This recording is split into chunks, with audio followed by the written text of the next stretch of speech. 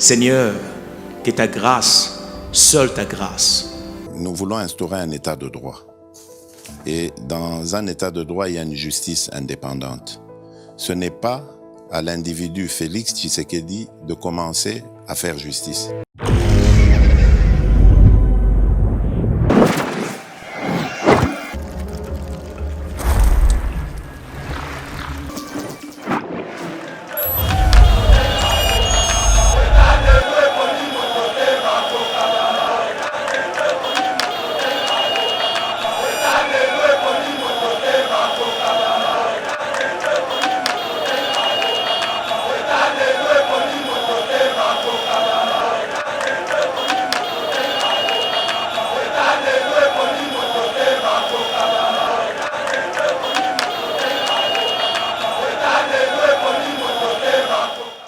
La 5 ans, que non, tu as observateur partout. On a des preuves, on a ceci. Ils ont été incapables. Il y a coupé à Martin Fayou, la preuve pour abrander à l'Obakénon, nous avons gagné une élection. Les élections aujourd'hui, tu as gagné un biseau, tu as gagné dans la dimension surtout. Et il n'y a aucun candidat au tellement ça face là, Félix Antoine Tshisekedi. Les prêtres de l'église, 5 ans, ils ont la kimia. Mais on aurait dit que non, ils ont compagnie. On soit chez moi, loco. Il faut pas les cas, baloba, même des candolo. Aujourd'hui, je vais expliquer on ne peut pas y avoir les sélections dans le Congo tant que tu as un recensement. Il y a déjà belé. Ah oui, parce que c'est la loi et ça et protéger qui miibi et la loi wana oya bat na ozala ya moso na niveau ya Assemblée nationale. Et Zala, on a passé mon inga passe, on a zongi sa tchebi. Le rôle la messana dynamique de l'opposition, à Botolaka, et on a Botoli, habité la mouka pela sa na Botola. Mais na biso yeno be manaka tumbi ba. Misuga. Deko kando. Et bon ça peut remise plus les 10. Na biso ça peut remise plus la problème. Mais yo ça combien de personnes? Seigneur, que ta grâce, seule ta grâce. Nous voulons instaurer un état de droit. Et dans un état de droit, il y a une justice indépendante. Ce n'est pas à l'individu Félix Tshisekedi de commencer à faire justice. Bonjour, bienvenue dans notre émission Éveil Patriotique, une émission Oyo Tolobelaka Maïmatali politique pe Maïmali ko dominé ils sont bien caractérisés dominé par la récupération de la présidence du Sénat par Modeste Bat Lukwebo, tout le appel Lisusu. Maïmatali consultation, il y a Premier ministre Sili, tu allais causer le gouvernement dans quelques jours. Tu appel Lisusu, Senko, comme là qui bon présidence Mukanda, Koebisaye qui va tolérer tata mokolo, mon côté, il y a glissement, il y a pouvoir dans la 2023, il faut élection seulement. Ce qui va l'imba mon ba tuérité, ba mon ane ba koufarate, ba marche et belé, donc ba respecter bongo. Date yako organisé belle élection. Tokolo l'appel Lisusu bongo meurtre. Il y a des experts, il y a conflit à Kamwenan Sapou. Alors la justice demande la comparution de Sonia Rolé pour na yako pesa ba renseignement. Et puis to l'appel point de presse il y a Bazaïba Eve na Christian Mwando, Oyo, Basaki point de presse pour Kebisa Martin Fayou, donc, le 10 avril, il faut Moïse Katumbi récupérer coordination. Il y a présidium, il y a Lamouka. Namwana Mboka, Benjamin Monasuka, pièce contre pièce, l'actualité n'est au côté Mouzido, mais nous sommes au côté Sabino à Mwana Mboka Benjamin, Mwana Souka Mbote. Mbote ndeko Trésor Kandolo, Mbote na plus de 100 000 abonnés, ya Yeba TV. Mbote na ba on est bazo pesa biso confiant du jour au jour et te bazo aimer ba émission na biso bazo partager yango bazo s'abonner pe na Yeba TV o tozali famille munene. En même temps na profiter pe ko pesa Mbote na bandeko na biso surtout ba maki libanda mboka ba kende bon en Afrique du Sud et na pesa bino Mbote et te bi que non bois déjà na pepo bon retour déjà na ville à Kinshasa et vraiment na bi que merci beaucoup, Mwana Mboka Benjamin, Mwana Souka, bon retour. L'équipe ya Yeba TV, vous allez déjà na Katia Kozongo, en Afrique du Sud. Merci beaucoup na équipe Mbaeba TV au Bazali sur place awa tomoni bongo donc Shaggy Ochudi Meshak na sima caméra tomoni bongo Mike Chiswaka joyeux anniversaire aliko fêter anniversaire na lelo en tout cas Nzambe apambola yo abakisa ebele et donc okende musika pe donc makambo ya kitoko ekomela yo. Merci Rabi Mokoko, Yves Siala, Abigail Kilungu, Bakinyo surtout, Yeba TV, pourquoi pas Eric Moubiala. Donc, beaux à la branchée, actualité, et bandit, pour te servir bino. Moi, Mboka Benjamin, moi, Nasuka, tu es habité, Senko, il faut comme un parti politique, tu es comme un in. C'est une coïncidence, Tonine, puisque au même moment, Oyo, Adolphe Mouzito Alobi, il faut qu'on continue à semaine éthique à partir du mois de juin. Au même moment où Belgique, France, Bakomeli, Bazali prête plutôt à financer l'élection 2023, ce qui est moyen pour s'arrêter, il faut qu'à l'élection et salima. Et puis c'est la Senko qui dit aussi que Bako supporter même pas un jour il y a glissement. En 2023, il faut belle élection, ça les makaka qui coûte. Et puis, balobi soki pour que Zamboka linga mona ba marche, ba manifestation au bato bazaki qui kokufa pour la rebenga na kabila pouvoir akomona yango soki azali na intention ya ko glisser. Réaction na mwana mboka. Réaction na ngande ko Trésor Kandolo vraiment to mete mpe kozonga na historique ya Mamotali 5 okomona ke moto soka lingi yo te ato salilo malamu ndenge nini atika ondima ote. La 5 aujourd'hui basoloba. Moi je pensais que bakoyana ba proposition concrète au ba représentant le bossa mokonza mboka ndeko Kandolo. Allez-y comprendre que non mokonza mboka a su pouvoir. 5 ba inciter ndeko o to bengi na kombo ya Martin Fayulu. Pourquoi? L'histoire retiendra que Fayulu a été candidat à l'Union européenne. Il a été chapeauté par Belgique et France. Tout le monde a quand même un smartphone, un PC, un bateau to bengi bango église. Pourquoi? D'abord, il faut que nous rôle l'église. L'église, vous savez, nous avons côté à Sango Malamu, côté à Badomo la Mutema, peut côté à Sango Konzalikolo, comment faut qu'on t'allo là? C'est ça le rôle l'église Yangoana. Et tout le monde qui a bandé on a vu sur 5 ans. Bakei lobino ba pesi Fayulu makasi Fayulu aketi na justice Fayulu comme na justice basangi Fayulu preuve la 5 ans mutabak non to check observateur partout on a des preuves on a ceci ils ont été incapables Yakopé sa Martin Fayulu ba preuve pour abrander alobake non ngamu na gagner élection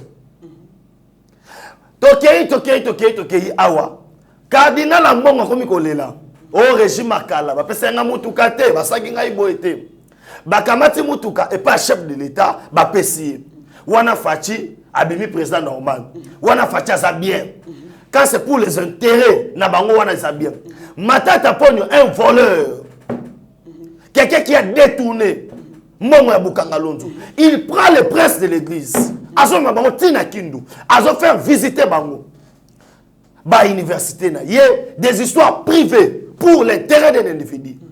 Abbé Chaud dans sa déclaration pour dire que non, n'est sali boye, Matata Ponyo, un bon gestionnaire, banda premier ministre Baleka, tout le monde a eu boité, bazo défendre banti valeur. Mais yoka sikoyo, pour comprendre non campagne oyo, Union européenne à Zanango, non, Belgique na France à Zanango. Pourquoi? On comprend que nous sommes au Congo. Matière première na biso to ebimaka na Congo. Eza Chine sombi yango. Eza Penya sombi yango. Ndenge basala ba droit. Oto bengi à l'époque coloniale et tout consort. Belgique a un droit pourcentage na kati. Azwaka yango na valeur nini. Belgique a cette déclaration totanga awa. Tout le monde a cette déclaration et tout le monde aujourd'hui basango ba ko sala. Mais il faut comprendre que basango ba sala déclaration na simanini. Parce que Bato Kabila a fait une élection anticipée.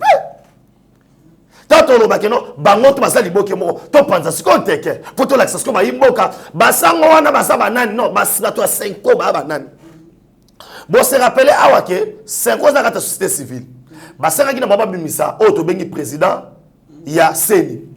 babimisela biso un certain Rosa Malonda soki ezaki pour Senko akataki alobaki Muluba azalati. voilà Muluba azalate wana il faut retenir place wana Muluba azalate non proposition ne utaki pas Senko et où pas Senko tellement président za Muluba Muluba qui comme donc quand ça en général voilà mais comment un ancien président Seni défenseur il y a Joseph Kabila tina suka tina po bakangaye oh le bec non so kainde nani katanga ruinda einda mais aussi na kati malobate ou na bote malobate il faut que depuis que Kabila est Kabila dans ce pays depuis que la CENI a existé dans ce pays muto généralement dans ka muswai voilà Kabila pe muswai voilà wana ça a un problème kaka basango bandeko na ngai bayimbo ka bola na ngai oza effet patriotique tozola musabino parce que on comprend le schéma nango na on commence na niveau pour comprendre comment Kabila fallait que nekatanga et bit na bango zakini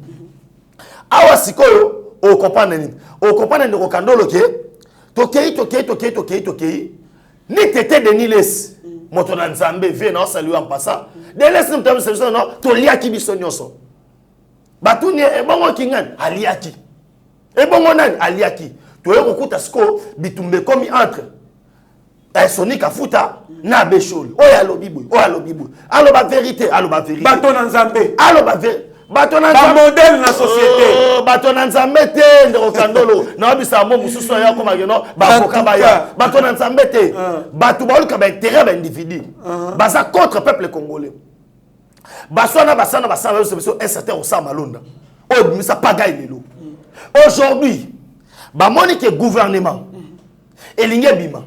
Or, pendant 2 ans, qui est censé cofinancer l'élection? C'est le gouvernement. Ce n'est pas l'institution présidence de la République. Tout à fait. Bangon est censé et là, il y a une commission électorale indépendante qui ne dépend pas du chef de l'État. Ce n'est pas le chef de l'État qui a président Seni. Aouta Rabon, on a confesseur religieux. Bango. Ne faut pas misa a nommé. On s'en parle. Basali Yangote. Mais aujourd'hui, ils veulent faire voir à la face du monde que Félix Tshisekedi c'est un dictateur. Félix Tshisekedi prépare le glissement. C'est ça l'image. Après avoir tenté à plusieurs reprises avec Joseph Kabila, qu'on sait le soulèvement populaire dans le niveau Katanga, ce qui n'a pas réussi. Kabila Kimimbangu. Et aujourd'hui, ils veulent maintenant préparer déjà le peuple. En fait que Babundisa et l'autre Bengi, projet. Par rapport il y a gouvernement Oikoya. Parce que le gouvernement Oikoya est une mission principale. Il y a aussi sa chômage, il y a peuple congolais. Et puis qu'on mettre fin à la crise il y a les soucis du peuple congolais. Mais balingi ba désorienter peuple pour me biso na nini na auto bengi soulèvement populaire. Maintenant ça bango boy. Personne a le monopole de la violence dans beaucoup. Ne pensez pas que non, vous allez inciter le peuple congolais à la haine contre la balabala pour pas combattre mon continent Bango. Le peuple congolais a compris que non, on avait besoin d'un homme qui est le chef de l'État, Félix Antoine Tshilombo. Personne n'a son élection. Là, j'aimerais être clair. Les élections aujourd'hui, tu vas gagner un biseau, tu vas gagner un dimension surtout. Et il n'y a aucun candidat au tellement ça face à Félix Antoine Tshilombo. Les prêtres de l'église, c'est comme ça la kimia. Mais on aurait besoin que non, ils accompagnent les conda. Bango so atia mo eloko il faut baleka baloba mende ko kandolo bande ko bakoleka bakoloba. Aujourd'hui je vais expliquer batu que non on peut pas y avoir les élections na Congo tant que tu na recensement. Pourquoi aujourd'hui ko ba Swahili Chiluba Lingala ki Congo et personne na sens de ça Congo là de ko kandolo parce que un étranger so ka na mboka batu eloko liboso ko ayeko la eza langue eloko liboso étranger so ko et 3 mois c'est trop aroye ba langue et aujourd'hui on sait la statistique natu nata toza na commune ya lingwana surtout qui n'aurait pas nani numéro 1 ya commune to tuni yeke yebisa biso na commune ya lingwana population des combien de personnes ayebité to tikala na nini na 1960 tozalaka 10 millions mais bato bazobotama bato bazokufa on est incapable de identifier quels sont les vrais Congolais aujourd'hui. On espère bien, investir baya. Ceux qui peuvent investir ailleurs, alors bien on a passé ton usine, bon ficher la population. Il nous faut autre bengi recensement et plutôt sur la carte. Donc ce qui justifie qu'il y a 2023 élections aux alatés. Non, moi je ne dis pas qu'il y a 2023 élections aux alatés. Il ne faut pas dire ça. Moi j'ai dit ceci. On ne peut pas y avoir de bonnes élections soit tu l'équipe na to bengi recensement population. Merci. Et Ndekokando tu expliquer bien parce que les autres joueurs un rôle moins pédagogique. Et ça parmi ba question ils ont fait bilan étoile. Les gens peuvent dire que non, il dépasse en Zoloba, élection aux athées, bazoma élection. Non, j'aimerais expliquer Maramo dans Loba. Dans le Biboy, en 2023, on est d'accord, élection Saleba, pas de problème. Mais on n'est pas d'accord dans le temps, dans la semaine, dans le jour. Et pour nous expliquer, bien fait, il y a carte d'identité. Moutifas la carte d'identité, autre bien numérique. Si on a tient le bon, on a boy. Ben, information, on a tout mimi. Ndero Kandolo, Benjamin Royibana, na Lemba. Abimi Lemba, pas que Sangani. Il faudrait dans un aéroport. Na service auto bengi ya DGM ba senye carte na ye tambo chabuyi information nyoso Benjamin Zobima bazo ba ke non mwana mobali oyo akimaki na Kinshasa po ayibaki on t'arrête directement et ko aider bisope toyeba ba véritable congolais ba zawapi ba ba ki na défait loterie ba zawapi. C'est pourquoi j'aimerais dire au poste des églises bino ndeba otse surtout ça l'élection té article 5 de la constitution et pessimison ningi sa peuple quand il y a ça ne va pas tu vas interroger soit la cour constitutionnelle soit tu vas interroger le peuple dans le référendum. Bon, ça n'a pas calme, gardez votre mal à passage. Bon, tu as le gouvernement Robima. Il y a un peu ils veulent empêcher de s'investir. Merci, moi, Mboka Benjamin, moi, Souka Taliko Koba. L'émission Nabiso, en pensant qu'il n'y aura pas les élections en 2023, l'IDPS est entré des sommes. En pensant qu'il n'y aura pas des élections en 2023, l'IDPS est entré des somnolés. Mais elle finira par se retrouver en dehors de son pouvoir illégitime. Prince Epenge, cadre de la Mouka, réaction à yo.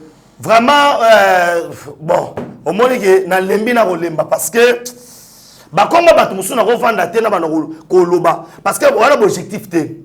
L'IDPS n'a pas perdre des élections. Là, je dois dire rouge. L'IDPS n'avons pas perdre des élections. Exemple, on gagne la Zaboui, so ba élection lo. N'a pas gagné la circonscription, n'a pas bête à Bango. Fatih n'a pas peur des élections parce que le peuple congolais, au basé papier dans le monde, mais qui qu'on retrouve sourire. Quelqu'un a un pouvoir pour déboulonner le système. Rwanda, Burundi, Nakata Congo. Le peuple a confiance dans lui. Les lois, ça la sondage. Aux amours presse, ça la sondage à Fatih, on comprend que non, il garde sa majorité. Et la majorité écrasante. Moi je pense qu'on doit faire l'opposition avec des objectifs. Oui, vous nous dites des élections en 2023. Mais pourquoi vous avez peur, il y a recensement? Maintenant les gens ont peur de recensement. Pourquoi? Pourquoi les gens ne veulent pas dire aussi que non, Tolembi, on dit que ça a un cas d'identité. Il y a une source, il y a sécurité dans l'Est. Mais est-ce qu'il ne fallait pas le faire si tôt en pouvoir et en 2019? Il faut qu'on s'en à la veille des élections pour empêcher la tenue des élections. On va dire que manque qui a organisé l'élection et que ça comment prémédité, c'est bien préparé au préalable. Non. Ndeko Kandolo ba français ba lobby, il n'est jamais tard pour nous ça bien. Quelque chose vous allez bien. Bon, il y a des circonstances pendant 2 ans. Un gouvernement Ilukamba qui voulait faire endormir soit chef de l'État pour Congolais finir chef de l'État. Je n'ai comment on a place du matin fallu tourner critiquer Ilukamba. Il voit directement le chef de l'État. Et aujourd'hui, la Senko, Ayebi qui organise les élections. Nana pour l'élection. Ils n'ont pas attaqué Batouana. Baké tout droit le chef de l'État. Qu'est-ce que le chef d'État a bloqué? Ça veut dire que le chef de l'État devait accepter et leur peuple Baboyi Malonda, Batika Malonda, pour mettre ma copie dans Babo. On se comprend. L'État, on se comprend que l'IDPS, Azobang, Tozobang est le côté.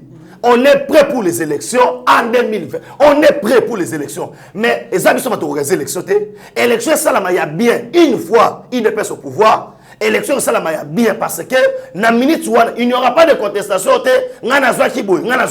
d'abord to ke na to identifier ba congolais to yeba ba congolais sur le bazar il y a le côté puis bazar. Merci beaucoup, mais aussi il y a une réplique dans lettre il y a Senko ba combien qui mokozambo causa de présidence de la République pour na kolobake il faut belle élection et ça le mandat 23 ba ko accepter atam kolomogote à glissement. Il y a eu le porte-parole du chef de l'État, Kassongo Mwema Yamba, que le chef de l'État n'a jamais nié la nécessité d'organiser les élections en 2023. Il ne faut pas lui prêter des intentions fartili.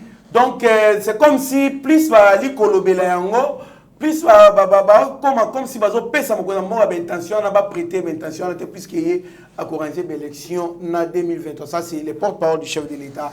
Et d'ailleurs la Senco se prépare pour répliquer aussi à cette lettre là au président Sekoume Libamba. Moi je pense que mission na bango yango wana pape ya olongola biso bato. Et puis faut ba yeba boyo mani Congo est un pays laïque. Congo dans une religion moroteke dans une église moroteke église catholique. Ba mi mona teke bazana monopole makamunyo surtout. Je répète bien que le Congo c'est un pays laïque. Ba mona moroteke to bana monopole so kike to zara église moko. Donc ba musulman baza un état laïque dans la religion moko communauté. Voilà. Cela veut dire que baza na kimia et puis na robisa bango bout. Pourquoi vous voulez faire bobimisa la population qui d'abord ezakini les chefs de l'État comme on a Kabila. Bando défendre non boina boy. Ils sont un rage de contre nature. Ils ont sauté. Et comme ils veulent faire Kobimisa déjà idée, mais on en 2021. On a encore 3 ans. Et puis à part ça, il n'y a pas un gouvernement. Nous attendons en mars, awa gouvernement papa Maramute Fanda. Parce que bah que non mission gouvernement wana. Peuple congolais a relié kitoko, a commis la kitoko. Des fois même a reposé à Marambo élection. Ce moment là que non, n'engue facha bon c'est la moko. Tomba na dako bundisa bango. Maintenant ça bino que botanga la Bible. Boba que moi ne la kaba bundisa kai, mba ko kaka été. Parce que moi, il a été. Merci. Que 10 000 tombent à gauche, que 20 000 tombent à droite, tu ne le monétiseras pas à terre. Il est le Josué du Congo. Merci beaucoup, Mwana Mboka, Benjamin Mwanasuka, en tout cas.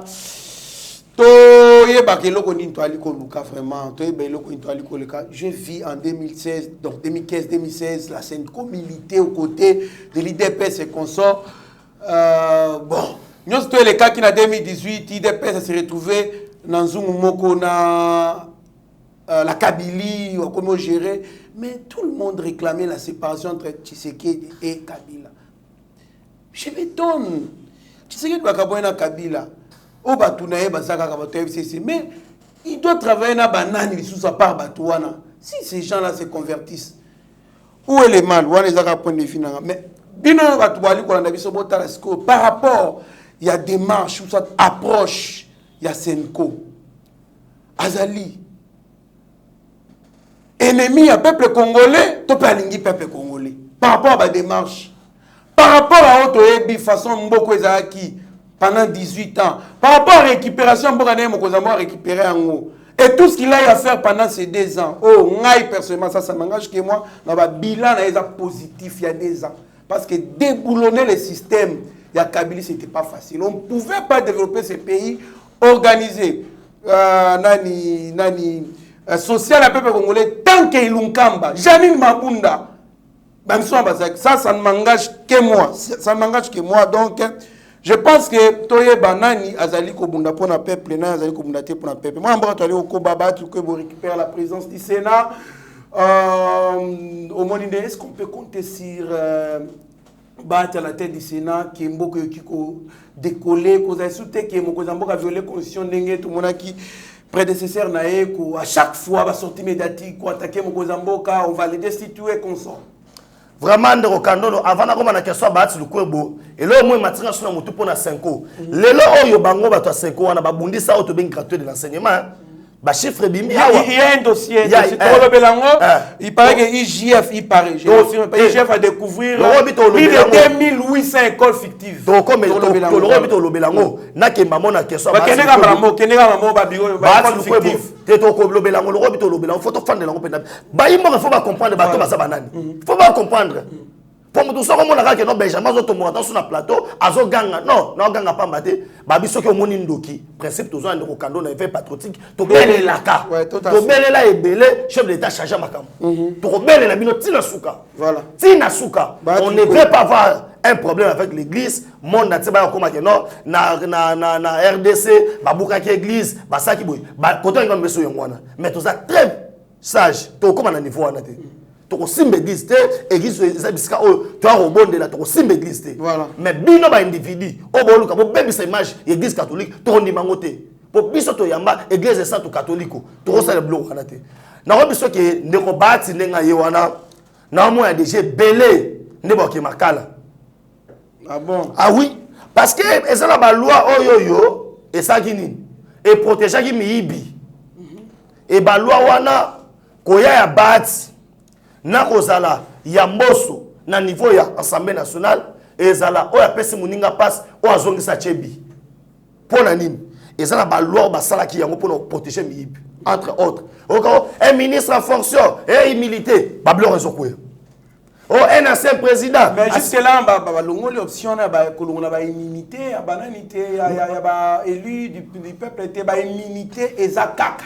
Yoka. Ouais. Il y a des lois oyo, et ça déjà, basi va préparer qui. On est en contact avec les députés. Mais la loi on a ce comment qui na ba bureau, mabunda tambo mwamba, bandeko kartam. Bando chango mpandi. Cette fois-ci, et na robisa bandeko oyo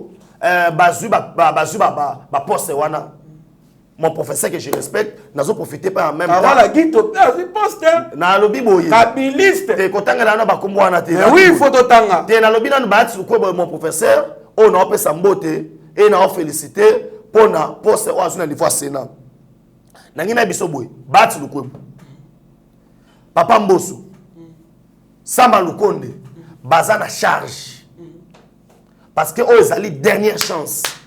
Quand tu as souka ngoto obeta la bango. Ça veut dire total la bango 3 mois. Mambo, il y a une année até. Ils ont 3 mois sur tout le monde que non, ça ne va pas.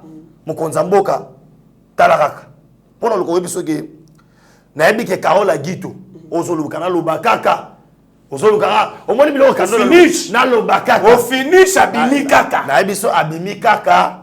Donc, la candidate, il y a union sacrée. Na biboye. Karolagi. Na lobi boye. 50 mois d'un paiement na lobi boye. Na yebi ke azo représenter nyo surtout wana ya mabe. Soka ina bizaleli wana akukate parce que pour protéger ba intérêt à couvrir nani mais azana décision nyo surtout te. À couvrir tabou. Soko tali nomaka niveau azaleli na Sénat.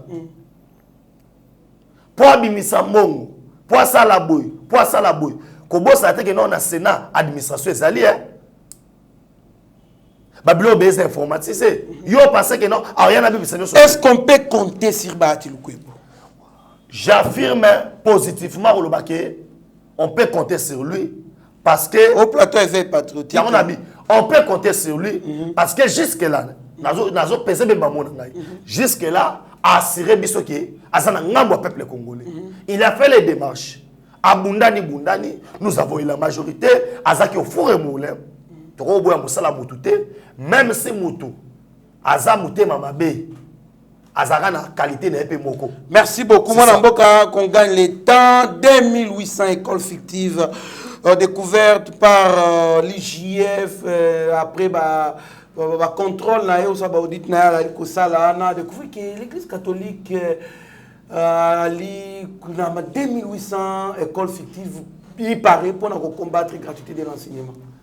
Oui, c'est fort possible ça bongo. Pourquoi? À l'époque monseigneur Otto Bengi Laurent Monsengo Passigna ayo comme cardinal akokota na kati église. Et ça qui n'a difficulté moko sans moi kozwa na bâtiment il y a catholique à une école na privée mo wache wana ils ont travaillé même mbongo ko na poche na né à l'époque le cardinal Mosengo a décidé boy toutes les écoles privées à Basango et bima na Otto Bengi ba locaux il y a église catholique et que ne kosama libanda pour pas garder monopole.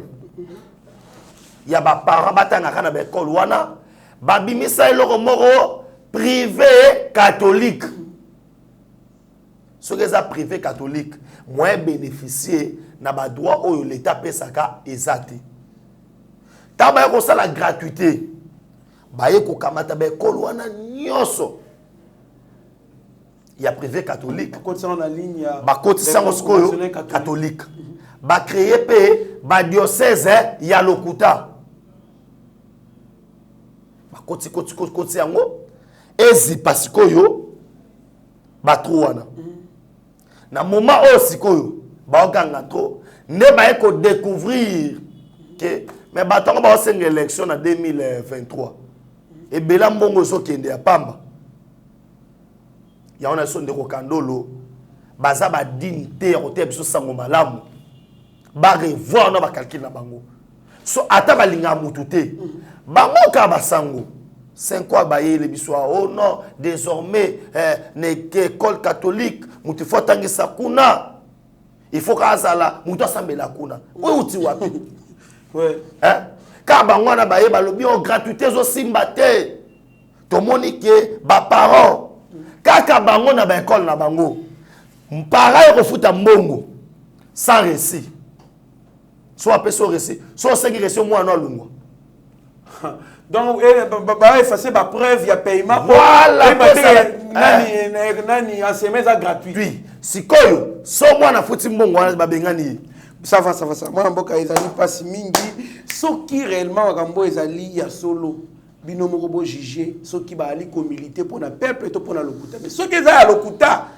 c'est que bazali ko militer pour na peuple congolais moi mboka Benjamin moi na suka to komi kokende presque na suka ya émission na biso point de presse de madame Bazaïba Massoudi et Christian Mwando Simba Obasalaki point de presse na bango lobi pona ko condamner ba comportement ya Martin Fayulu oyo likoloba bengani définitivement Jean-Pierre Bembana Moïse Katumbi na la muka ba ebisi ba atika makambuana donc le 10 avril il faut remise et reprise et ça les entre Martin Fayulu si je m'abuse pas na président Moïse Katumbi pour récupérer coordination à présidium il y a Lamuka cette fois-ci apparemment Martin Fayulu a coutani na Kuba donc va resonder les bords vraiment ndeko trésor kandolo mamususu esama na mboko yo misu makasa boy ndenge nini comment on commence à misu makasa à niveau yo on gagne l'élection vérité des îles vérité des îles on outi poto ozaki na Belgique ote mama vérité des îles na ndimi na ngaka na Polaki oye na Kinshasa o changer version awa we loko batu loko la mesana dynamique de l'opposition abotolaka et boy abotoli habite ke la muka pela sa na botola mais na biso ke no bemba na Katumbi ba misuga deko kando et ça peut remise reprise les 10 na biso ça peut remise reprise la problème mais yo ça combien de personnes est-ce que aujourd'hui matin fait le bilan na avec ici bateau te ville morte 0 marche 0 presque pengo sur le barada adimia na Gombe na 13 personnes dans la opposition ils a passé au thème maintenant idée personnellement noté à l'époque habité non marche Congo Mobimba ville morte Congo Mobimba au Kokangota c'est grand opposition boye par la biso de toi nango biso de bakoyo loko to continue ngosko to kena ngoso na pouvoir opposition est ce que alinga ça loko non a récupérer le roi batou awa pe na bisio les 4 patrons baboyi deux babi baboyi balobi jamais loko to saki ya biso il y a peuple congolais surtout bino bozwa yango bochango ethnico tribal Fayulu soit déjà des bandundu Muzito des bandundu si tu vois des bandundu devos qui t'ont des bandundu non devos qui t'ont et mutu anandi ya Kasai pardon ngana Adam Songe ozo pan bakamati eloko wana surtout ba ba komisa ethni moboy ba fungoleli emisu eloko batunde ko kandolo j'aime pas ça baba bimisi pena babimena avec dernière énergie balobi boy qu'il pleuve qu'il neige les 10 avril remise et reprise Moïse Katumbi osani arrosoir d'ailleurs à continuer ça veut dire Martin Fayulu Lucas stratégie mususu Lucas stratégie mususu Lucas pe combo mususu to mona ka papa tsekeda bitola la pongia ba bébé facha ye ko bato la muka ba terme zebe na lingala bisa ta terme no se loko na ya batu Merci beaucoup les chefs de l'État, plutôt le lieutenant général Ikoulia est nommé procureur général près la haute cour militaire Mwanamboka, changement remplacé. Lieutenant général Ouaoutek Okoufa en Afrique du Sud, comme on a Kiminga et Koya avec l'État. réaction na ezali ndeni à propos nomination ana. Bon, réaction na ngai ezali biloko tolobelaki awa. Je pense que ndeko Kandolo bayo kabiso. Là quand je félicite son excellence Félix Antoine Tekeni Chilombo. On a tard Rolanda biso na effet patriotique et na profiter ko pe sa mote na autre bengi Maman Denis Nyakero Tshisekedi, première dame pour la Nakayeba TV. Tout à fait. La haute cour militaire, procureur général pour la haute cour militaire, yem taza sasa ko ka belle fraction. Na juridiction to bengi militaire. Or, il y a plusieurs accusations. Il y a des généraux de Yokaka. Avant 15 immeubles, à financer les Rwandais, tenir la biso à RDC, Barabel Bazaki Nango. Mais qui est censé faire la infraction? C'est le procureur général, prenez la haute cour militaire. Et, n'est-ce que parmi confiance, il fallait faire son ça. Azon ça, généraux Oyo, travailler dans Mobutu. Pour Bayebi. Oh, moi, Nato Papa. Nabiso, général Likulia, Yewana. Oh, Roka non, général Likulia, Yewana. Ce que les lois, ce que yoto sani. Abeta na bosko nzoto na nzoto. Papa, tokoma na Congo na général Muso Rubakura Bansera. Auti wapi? À sa formation militaire wapi? Muto auti réparateur à radio, directement inspecteur général ya FRDC. Et ça normal té. Moi je pense que na armée na biso désordre les cas qui est belé. Je pense aux gens qui sont sur la coulisse de moi armée pour moi les karaté pesate. À ce qui biso comment ba magoué belé à niveau armé. Comment des autres belé ça? Je dénonce bah signaler ngai na première ya lupangu moko ya batuya. Mutu moko ya famille ya ancien chef de l'État, mutu moko proche yé, moko dans lupangu na première rue. Kuna bali ko préparer ba militaire bali kuna belé ba Rwandais bali ko préparer coup d'état contre Mokozambo. Ils sont financés par un Indien multimilliardaire azali na ba entreprise na ba Kolwezi na ba Likasi na ba machine Katanga na ba Est. Nous sommes informés, nous dénonçons na première rue Lupangu moko. Il y a membre ya famille, il y a ancien chef de l'État. Na première rue limité. Kuna bazali ko préparer coup d'état peba te belé bakati na ngambu ya nyon sacré Mokozamboka mayele lisu likolo ya lisu ba ye pona kosala yo mabe bali ko préparer coup d'état contre yo Mokozamboka ba tout ba pembe na wana il faut que ba bango oh mutaza boy oh kinga boy voit même ba collaborateur na yo misusu Mokozamboka ke bana bango. Nous sommes informés avec les temps en détail. Mais sinon, pour patrouiller la première rue, il y a des gens qui sont là-bas, financés par un Indien, qui va se retrouver dans le pouvoir fait Tshisekedi. Un Indien va s'engager bloc, un Libanais va s'engager bloc pour faire tomber le président Félix Tshisekedi. Mais naïbiki, bakatema mboko za maloba, ozalo ba makambo armée. Na bandolo ba makambo ya armée kende ko kandolo to fungola miso. To fungola miso ngomoni nomination oyo. Coup de chapeau pa yo kibiso. Et malembe le général Likulia, le roi Zuma Solo, bako isa moko sima mususu, ya bato oyo, baza, ba infiltré na armée na biso. Merci beaucoup, total à mwana mboka oyo, abetaka golf, abimi champion du monde, il y a tournoi 2021 golf et motokutanassim. Notre compatriote Herman Kachete devient ainsi le premier joueur congolais de golf à réaliser un tel résultat en RDC, comme l'a indiqué son capitaine, Gilson Christopher. Qu'on ne rencontre qu'une fois dans votre vie.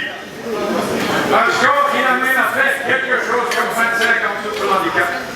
Je vais l'appeler Herman Kachete avec 61. Herman Kachete a battu à plate couture tous les nationaux et les expatriés après une année de compétition sur l'un des terrains du golf les plus compliqués au monde, avec une difficulté de 136 sur une échelle mondiale de 150. La plupart des gens, ils vont sur le terrain juste taper des balles. Ça, ce n'est pas le golf. Les golf, commencez d'abord par apprendre comment jouer au golf. Corriger les erreurs du golf, c'est au practice. Deuxièmement, le deuxième secret, c'est que quand vous êtes sur le terrain, concentrez-vous, jouez votre golf relax. Ce n'est pas un lieu de stress. Le stress, c'est ailleurs. Ici, c'est pour se détendre. Le vainqueur du tournoi 2021 va par la suite immortaliser ce score record et son nom sous la balle des matchs et la remettre officiellement au président du club, Gaëtan Van Bell. Ce dernier transmettra ses résultats au Sirickson Golf Records pour qu'il soit homologué par les instances du PGA, Professional Golf Association. C'est dans une ambiance bon enfant que s'est clôturé le tournoi de la Coupe du Président. Prochain rendez-vous en 2022, ici même à Lubumbashi. Mwana mboka Benjamin mwana suka wana ezali bongo Herman Kachete congolais abimi numéro 1 battre bato ba mboka presque nyoso tout champion na terrain le plus difficile bazo expliquer wana champion ya golf mais on n'en parle pas il faut ba lobelango il faut ka ezala football to ezala basket mwana mboka. Non, Ndeko Kandolo, c'est pourquoi il fait patriotique et salami. Bisota Tolo Belango, c'est parce que Ndeko Herman a sa fierté à Congo. Tout à fait. Et aujourd'hui, là, Aza récompensé, na titre à Mounene au Azui. Nazo profiter en même temps pour féliciter parce que Biloko Bouinde Tozo Luka. Congo, il faut payer la moto dans le domaine surtout. Tout le monde a même, malgré que tout le monde qui est non calamité, tout le monde a membre du conseil non permanent, il y a ONI. Le Congo Congo, le RDC. Bamboule Bela après, président Fachi, président Union africaine, Tomoni Lelo, boxeur peu Bazali, Fachi Aza Bongote, Azo qui peut discipline surtout, Tomoni ma fondation Junior Makabu, la boxe, voilà, Batouana surtout, Tomoni pe awa Maman Denise, Azo organisé Baninia pour promouvoir ba jeune, Tozomona malème, ça veut dire Tomoni ba jeune francophonie, et ça mana RDC, Kalamingité awa, Tozo qui était déjà parce que chef de l'État, il faut payer à l'État, na Fikine pour couper sa coup d'envoi, mais ça le bandakuna, ça veut dire Facha pour discipline à ta côté. Tout le monde est un basketteur, awa reste pas chef de l'État. Et je pense que toutes les disciplines de Ronabiso, na niveau ya golf, à ça la fierté, na mamboka le roi miné le roi il y a Amérique kuna vraiment Nzamba Pambolaye et coup de chapeau. Coup de chapeau, félicitations Ndeko Herman Kachete. En tout cas, il a la fierté à peuple congolais. Féliciter on a combat congolais surtout. En tout cas, bah autorité compétente tout ça il y a domaine à beau s'arranger, beau s'organiser pour boya mbamo na mboko bo lukaye. Beaucoup kuta beaucoup mona ye parce que azali une équipe na yo ezali aza bien organisé na assurance en cabinet na ye ba numéro contact na ezali boluka ye boyambe ko za la fierté après il faut remercier ceux qui se distinguent, il faut les remercier qu'on féliciter bango en tout cas coup de Japon na Herman Kachete. Donc c'est un peu ça moi na mboka en même temps Herman et ko sala biso pe bien oye na studio na biso Yeba TV to présenter yo bato mokima bamona ke non Yeba TV alobelaki okomi pe na Congo kotalaka bango to yepe a na Yeba TV parce que to lobelaki masolo na yo. Merci beaucoup en tout cas c'est de la part de Toubamba Ramazani na Dublin yeni mta après si biso na ya bien en tout cas les alliés pourquoi ba qui négliger mutuboye pas ali congolais lokola ba basketteur lokola ba boxeur donc c'est un peu ça moi mboka to komi presque na sous émission na biso ta la caméra ya chaque jour tu dis mais chaque bongo c'est la malobano ya suka. Merci beaucoup Trésor Kandolo, merci na balanya sur Yeba TV. Viva la musique 5 ans ya liwa papa Wemba présent chez Kito Mushashino le 24 avril oyo vraiment autre lobby Maman Denise merci beaucoup parce que yondini ko honorer les sous mémoire ya auto bengi papa na biso papa Wemba et auto bengi village moloka biso tout ko soutenir yango masolo le kabia le 24 avril oyo na pesi bon anniversaire na yana nga ya Christian ya Christian Baraka ya Christian Baraka bon anniversaire na yo et na pesi merci na maman Agnès Chinande et pourquoi pas Deko Mulema Crispin Chibambe Etienne Kabongo de boulonnage Alain Moulamba na ribi ke non et belé bozo zela sorti à gouvernement au boza na kimia. Merci beaucoup. Merci beaucoup, Madame Boka Benjamin Mwanasuka. Et la question, on m'a cassé, on partage dans le plateau. Moko, merci à Stéphane Kankou et moi, j'ai le Kankou la première. Merci à notre président Chikito Mushashino. En tout cas, président Chim, président JC Moulamba. Merci beaucoup à Monsieur Zéphie Lomele, en tout cas, au Pessionbote Psychosali, mon vieux Christian Chibambe, prof Deko Moulema, en tout cas, Eugène Ngoma, le pétrolier, Maman Agnès Chinande, en tout cas, Biska, vous avez au Pessionbote.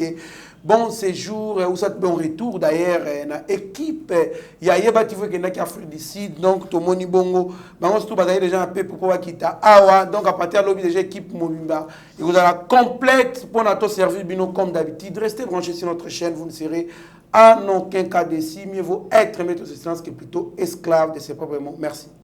Seigneur, que ta grâce, seule ta grâce. Nous voulons instaurer un état de droit. Et dans un état de droit, il y a une justice indépendante. Ce n'est pas à l'individu Félix Tshisekedi de commencer à faire justice.